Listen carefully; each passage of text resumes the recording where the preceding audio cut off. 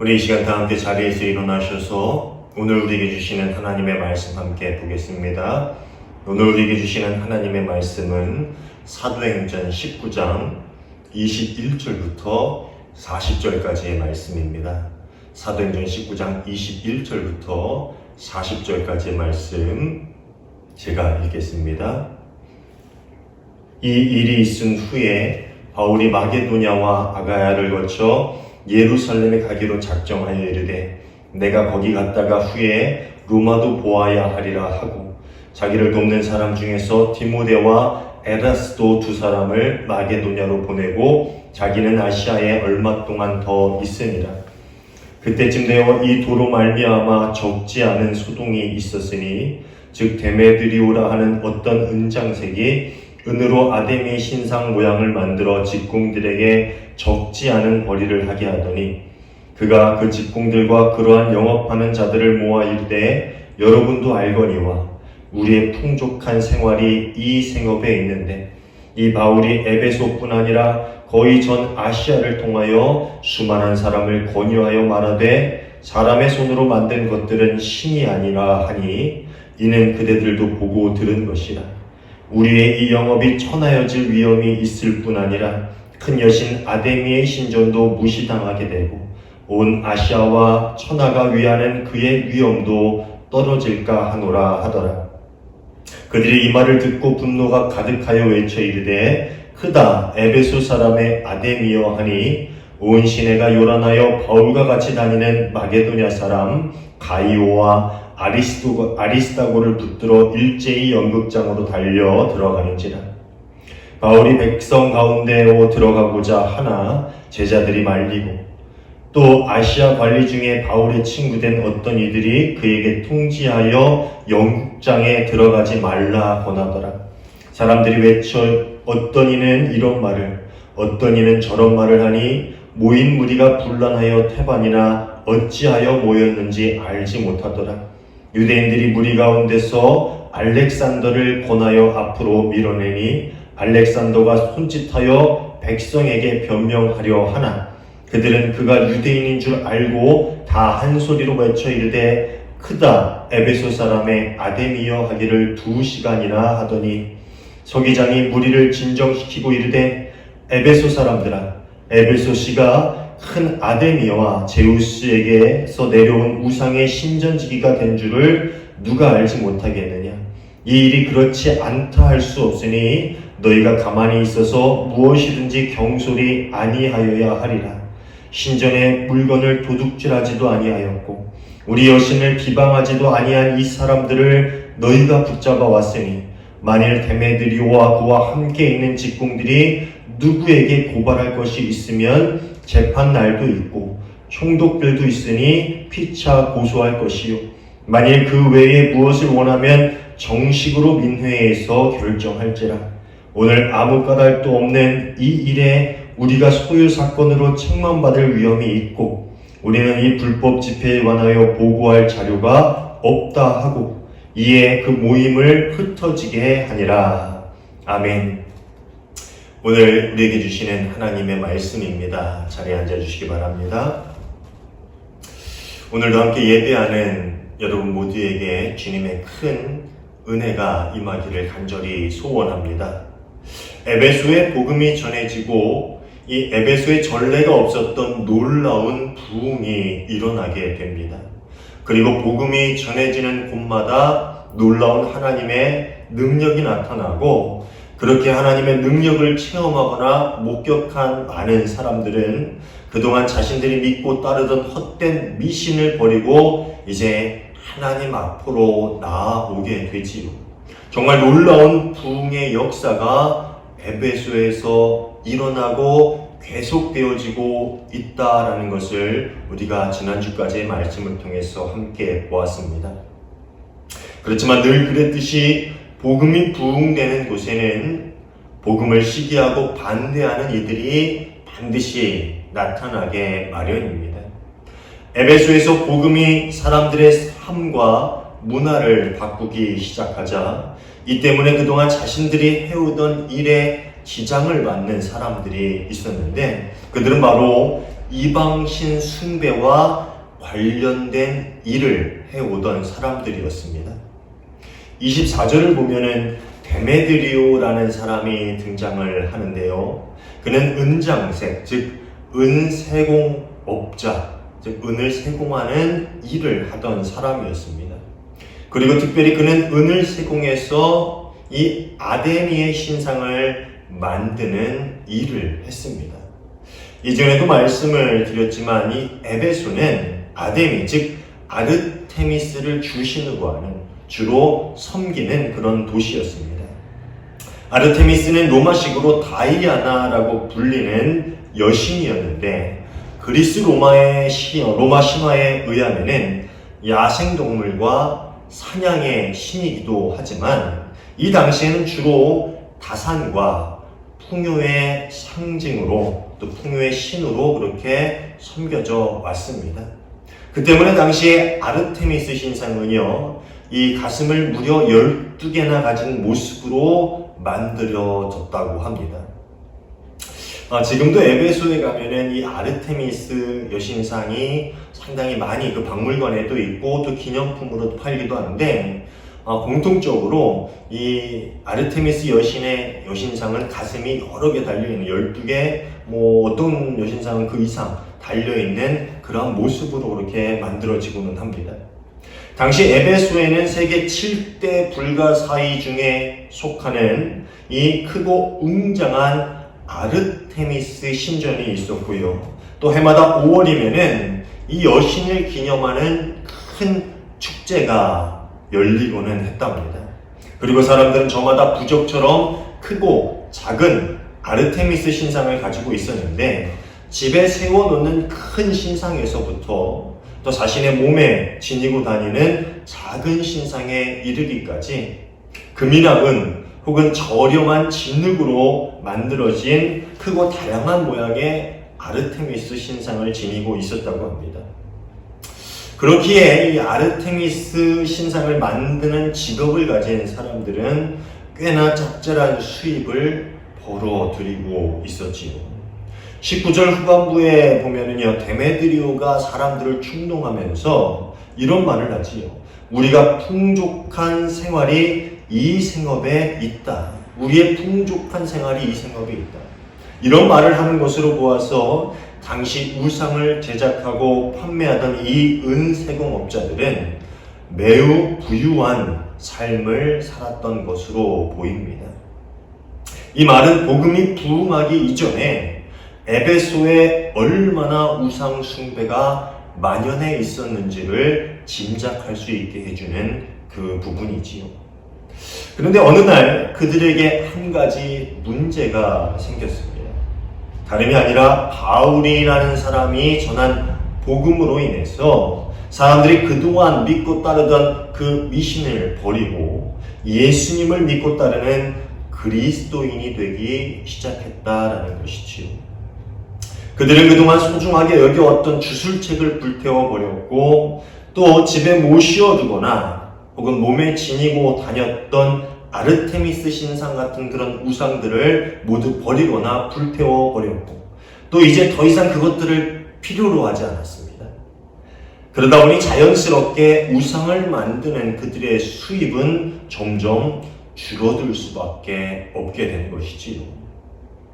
게다가 이 데메드리오라는 사람은 단순한 은세공업자가 아니었던 것 같습니다. 에베소 근교에서 주 1세기의 것으로 보이는 비문이 발견되었는데요. 그곳에 아데미 신전의 문지기로 데메드리오라는 이름이 기록되어 있습니다. 그러니까 이 데메드리오라는 사람은요, 은세공업자였을 뿐만 아니라 신전에 필요한 기구들을 만들고 관리하는 총책임자 역할을 하던 사람이었던 것 같아요. 그리고 휘하에 많은 은세공업자를 데리고 있으면서 이 신전에 필요한 기구들을 만들고 또 그것으로 돈을 벌었던 그 사람이었던 것 같습니다. 그렇기 때문에 이 데메드리오는 복음이 에베소 전역으로 퍼져나갈 뿐만 아니라 복음이 에베소 사람들의 삶을 변화시켜서 더 이상 아르테미스 신상을 필요로 하지도 않고 신전에 제사하러 오지도 않게 되는 그러한 현상을 그 누구보다도 염려하고 또 그것에 대해 참을 수 없는 분노를 가질 수밖에 없는 그러한 사람이었던 것 같습니다. 당장 자신의 수입에 문제가 생길 뿐만 아니라 이 일이 앞으로도 지속된다면은 자신이 하고 있는 그 일, 그 직업을 잃게 될지도 모르기 때문이었지요. 때문에 데메드리오는 자신의 희하에 있던 은세금업자와 또 같은 일을 하던 그 직종의 사람들을 모아서 선동을 하기 시작합니다. 25절부터 27절까지가 이 데메드리오가 사람들을 모아놓고 선동한 말인데 요약을 하자면 이런 내용이에요. 우리가 우상을 만들어 풍족하게 잘 살고 있었는데 바울이라는 사람이 나타나서 우리가 손으로 만든 신상이 그 아데미 신상이 신이 아니라고 해서 우리가 하는 일이 천대받을 위험에 처해 있다. 그리고 우리가 오랜 시간 동안 섬겨왔던 이 아데미 여신도 무시를 당하고 그 위험이 땅에 떨어질지 모른다. 그런데 이 데메드리오가 바울이 전하는 복음을 대적한 첫 번째 이유는 우상을 팔며 누리던 자신들의 부유한 삶이 이제 무너질 수도 있다라는 염려 때문이었던 것이죠. 사실 이것이 데메드리오가 가장 걱정했던 것이고 또 사람들이 가장 쉽게 또 격하게 반응할 만한 이유가 되기도 하였습니다. 바울의 복음 전파로 인해서 예전보다 아데미 신상의 판매가 많이 줄어들었을 텐데 이렇게 계속 가다가는 그동안 그들이 누려왔던 그 풍족함을 잃어버릴 수도 있다라는 그 말은 사람들 안에 있는 그 근본적인 탐욕의 마음을 충동질했을 것입니다. 사실 이것은 모든 사람들이 가장 쉽게 반응할 수 있는 가장 예민한 부분일지도 모릅니다. 몇 해 전에 서울의 한 지역에서 아주 난리가 난 적이 있습니다. 그 이유가 다름이 아니라 자신들이 사는 지역에 장애인 학교가 들어오게 되었다라는 이유 때문이었습니다. 장애인 학교가 자신들 사는 지역에 들어오면 뭐가 문제가 되냐? 바로 그 지역의 집값이 떨어진다라는 것이죠.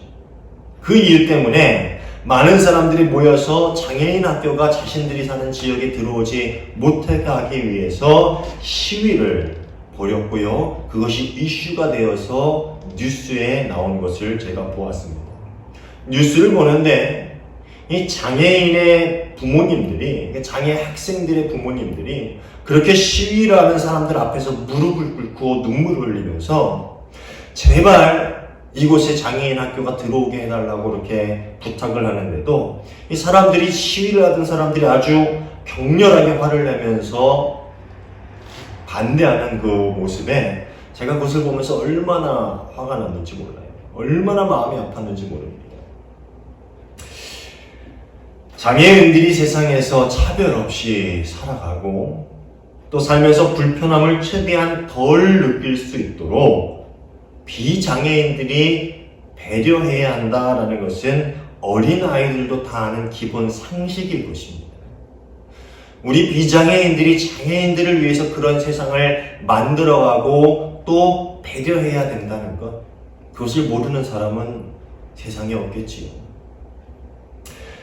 정말 인간이라면 그것이 최소한의 기본 도리라는 것, 살아가면서 반드시 지켜야 할 인간적인 도리라는 것은 누구나 알고 있는 일이지만 이것이 자신들의 부, 즉 돈과 연관이 되는 순간 그때부터는 이야기가 달라지는 것 같습니다. 사랑과 배려, 인간으로서의 최소한의 도리, 이런 것들이 결코 돈을 이길 수 없게 되는 것 같습니다. 심지어 돈 앞에서는 신앙도 종교적 가르침도 무릎을 꿇게 되는 경우를 우리는 종종 보고는 합니다. 에베소에 사는 이 은세공업자들은 이 경제적 논리에 흥분하기 시작한 겁니다.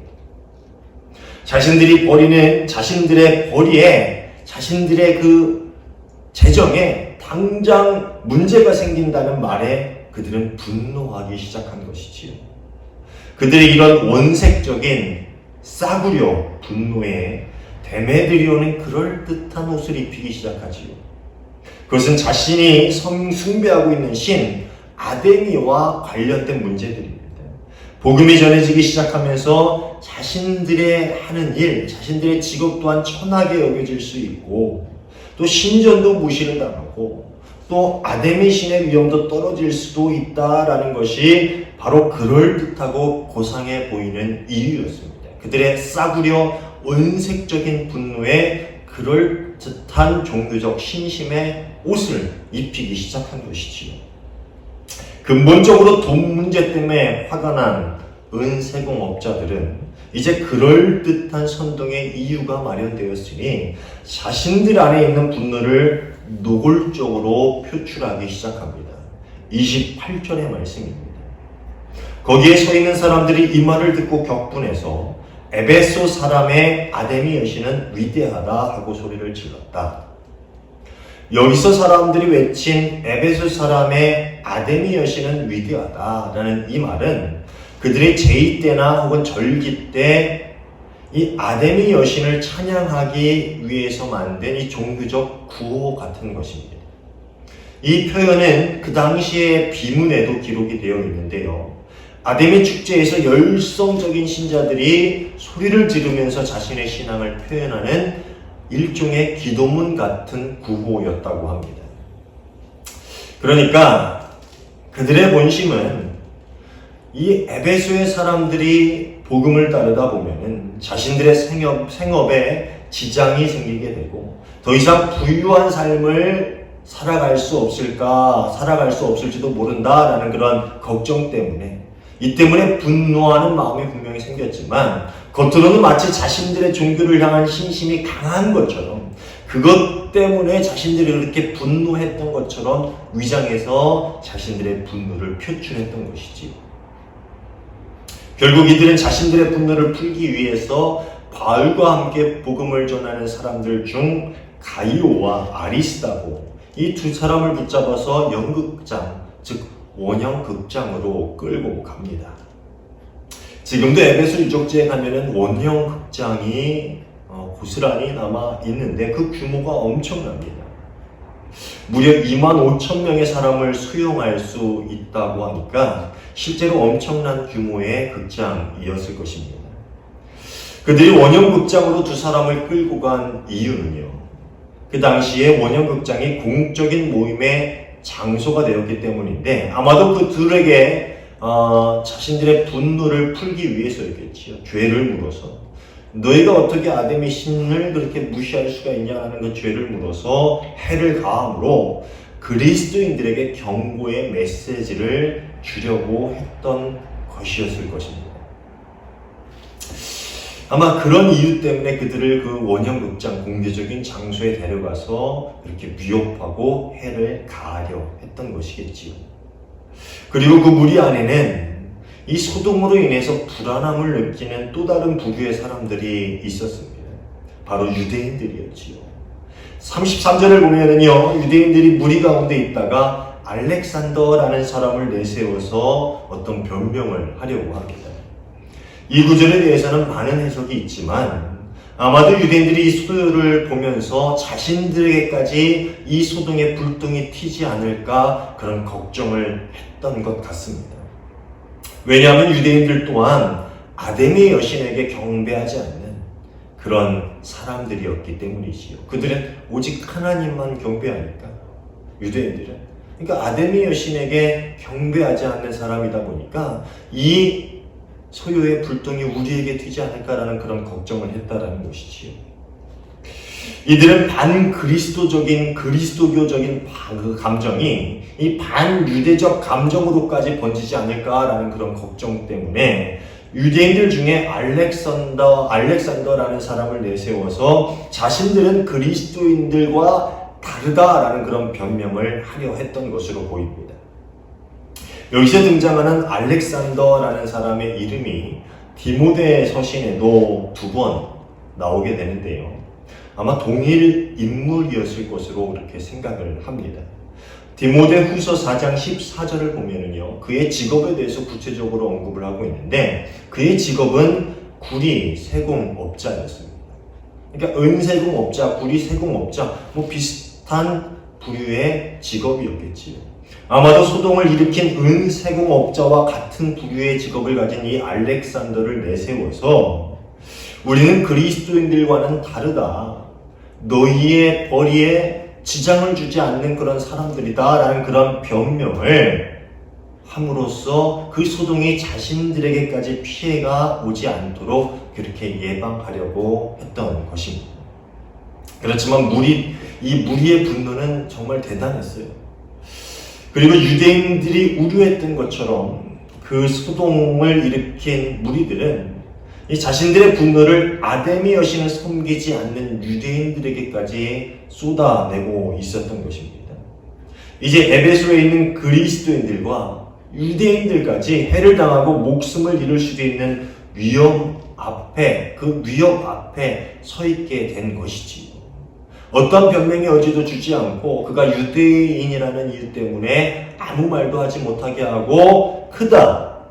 에베소 사람의 아데미여. 아니 그 구호를 2시간 동안 외쳤다고 하니 그 앞에 선 이 가이오와 아리스타고 그리고 또 유대인들 또한 그 큰 위험 앞에서 공포감을 느꼈을지 모릅니다. 그렇지만 하나님께서 이 소동을 잠재해 오십니다. 30절을 보면은요, 가이오와 아리스토고가 잡혀갔다는 소식을 듣고 바울이 무리 가운데로 들여가려고 하지만 제자들과 또 바울과 친분이 있었던 이 에베소의 관리들이 바울을 만류합니다. 그들은 이 소동이 얼마나 위험한지를 알고 있었던 것이지요. 물론 바울은 이 소동을 일으킨 무리 앞으로 나아가서 그들에게 복음을 선포하고 그곳에서 순교하겠다라는 그런 각오가 분명 있었을 것입니다. 그렇지만 하나님은 이 소동을 잠재우기 위한 다른 방법을 가지고 계셨습니다. 35절을 보면은요, 서기장이 등장을 하는데 이에 해당하는 헬라어 그람마티우스는요, 이 에베소 도시의 가장 중요한 행정관을 가리키는 단어라고 합니다. 이 행정관은 법령을 세우기도 하고 또 도시의 재정을 관리하기도 하고 특히 모든 집회를 책임지고 로마 총독과 직접 대면해서 어떤 사안에 대해서 논의하고 결정할 수 있는 권한을 가진 높은 직책의 사람이었다고 합니다. 심지어 서기장은 자신이 직책을 맡고 있는 동안에는 에베소에서 발행되는 동전에 그 이름이 기록될 정도로 영향력 있는 사람이었다고 합니다. 그러니까 에베소에서 발행되는 그 동전에 자신의 이름이 들어가는 거죠. 그러니까 얼마나 영향력 있는 사람이었겠습니까? 하나님께서는 이 소동을 잠재우기 위해서 이 이름 없는 서기관을 사용하십니다. 그는 크다 에베소 사람의 아데미여 라는 종교적 구호를 2시간 동안 열광적으로 외치고 있는 군중들을 진정시키면서 합리적인 중재를 하기 시작합니다. 35절부터 40절까지가 그가 중재한 내용인데요. 요약하자면 다음과 같습니다. 에베소가 위대한 아데미의 도시인 것을 모르는 사람은 없다. 위대한 아데미와 제우스의 신전지기 역할을 하는 그런 중요한 아데미와 제우스의 도시라는 것, 그것을 모르는 사람은 없다. 그러니 이렇게 극장에 모여 굳이 이렇게 소리를 지를 필요가 있겠는가? 그리고 잡혀온 사람들을 보니까 그들이 신전의 물건을 도둑질한 것도 아니고 아데미 여신을 비방한 것도 아닌데 어떻게 그들을 이렇게 대할 수가 있는가? 데메드리오나 그와 함께 있는 직공들이 만약 고발할 일이 있다면 정식으로 재판을 청구할 수 있다. 그리고 더 이상의 것을 원하면은 이 에베소 의회에 청원을 해도 된다. 그럼에도 이렇게 까닭 없이 집회를 여는 것은 불법 집회에 해당하는 일이다. 이것이 그가 이 분노한 군중들을 중재하는 중재의 내용이었습니다. 결국 서기장이 합리적인 설명에 이 사람들은 뿔뿔이 흩어져서 각자의 자리로 돌아가게 됐고요. 이 바울과 그리스도인들을 핍박하려던 데메드리오의 계획은 수포로 돌아가 버리고 맙니다. 아주 쉽게 해결이 되지요. 오늘 본문의 말씀을 보거나 또 그리고 성경에서 보여주는 많은 박해와 소동 앞에 서 있는 그리스도인들의 모습을 보면요, 그들은 자신의 목숨을 구하기 위해서 어떠한 변명도 하지 않습니다. 또 자신을 박해하거나 위협을 가하는 그 무리들과 말다툼을 한다거나 어떤 물리적인 방법을 사용해서 그들을 이기려고 하지 않습니다. 그저 잠잠히 하나님의 판단, 하나님의 일하심을 기다릴 뿐이지요. 그러면 어떤 때는 하나님께서 당신의 자녀들을, 그리스도인들을 그 상황에서 구해해 주시기도 하고요. 또 어떤 때는 그들의 눈물과 피를 그 땅에 복음의 씨앗으로 심기도 하십니다. 지금은 일부 나라를 제외하고는 그리스도인들이 목숨을 바쳐서 복음을 지키거나 그렇게 할 일은 별로 없어 보입니다. 다만 복음을 지키기 위해 살다가 보면요, 종종 데메드리오 같은 사람들의 공격을 받거나 때로는 비난을 감수해야 하거나 아니면 금전적인 손해를 감수해야 하는 그런 경우가 생기게 됩니다. 그럴 때 우리는 어떻게 해야 될까요? 이 소동 앞에서, 이 위협 앞에서, 이 불이익 앞에서 우리는 어떻게 해야 할까요? 공격하는 이들과 맞서 싸워서 우리의 자리, 우리의 권리, 우리의 이익을 지켜야 할까요? 아니면 아까 예를 들었던 서울 모 지역의 그 사람들처럼 그리스도인들끼리 힘을 합쳐서 모여 맞집회를 열어가지고 반대 세력들을 이기고 몰아내야 하는 걸까요? 다양한 상황에서 그리스도인들이 어떤 대응을 해야 하는가 라는 것에 대한 정의를 한마디로 내리기란 결코 쉽지 않습니다. 아주 어려운 일이지요. 그렇지만 한 가지 변하지 않는 진리가 있는데, 그것은 모든 일 앞에서 하나님의 일하심을 기도하며 기다리는 시간이 반드시 있어야 한다라는 것입니다. 모든 일 앞에서 우리가 먼저 행동하기 이전에 하나님께서 어떻게 행하시는가, 어떤 일을 원하시는가라는 것을 기도하면서 기다리는 시간이 우리에게 분명히 있어야 한다라는 것입니다. 우리가 어떤 결정을 내리고 어떤 행동을 하기 전에 우선 잠잠히 하나님의 일하심을 기다리는 마음이 우리에겐 있어야 한다라는 겁니다. 하나님, 제가 복음을 지키기 위해 살다 보니, 하나님, 예수님의 가르침을 따라 살려고 하다 보니 회사에서 왕따를 당해요. 제가 비난을 받아요. 남들은 다 부정한 방법을 저에게 강요하는데 예수님의 가르침과 어긋난 길을 저에게 이야기하는데 저는 할 수가 없어요. 그 때문에 제가 비난을 당하고 불이익을 당하고 때로는 핍박을 당해요. 하나님, 제가 어떻게 해야 하죠? 사실 이 기도는요, 제가 어떠한 공무원을 하시는 권사님께 들은 그분의 기도예요. 그분이 이런 기도를 참 많이 했다라는 간증을 저에게 하셨는데요. 정말 이런 기도로 한참 동안 그 핍박과 고난 가운데서 견딘 시간들이 있었다라는 말씀을 하시더라고요. 그런데 그분이 어떻게 이겨내셨냐? 절대 맞서 싸우지 않았대요. 그들을 비난하거나 그들을 고발하거나 그런 방법으로 그들을 맞서 싸우지 않으셨다고 합니다. 묵묵히 하나님께서 이 상황 가운데서 저를 건져내시던가, 아니면 하나님께서 그들을 바꾸시던가, 그들의 죄가 하나님께서 드러나게 하시던가, 어떻게 하시든 하나님께서 일하기를 제가 기다립니다 라면서 기도하면서 인내하셨다고 합니다. 그러다 보니 시간이 조금 흘러서 그 부당한 일을 하거나 또 자신을 괴롭히고 그 부당한 일을 강요하는 이들을 잠잠케 하시는 그런 하나님의 역사를 경험했다라는 간증을 저에게 들려주신 적이 있습니다.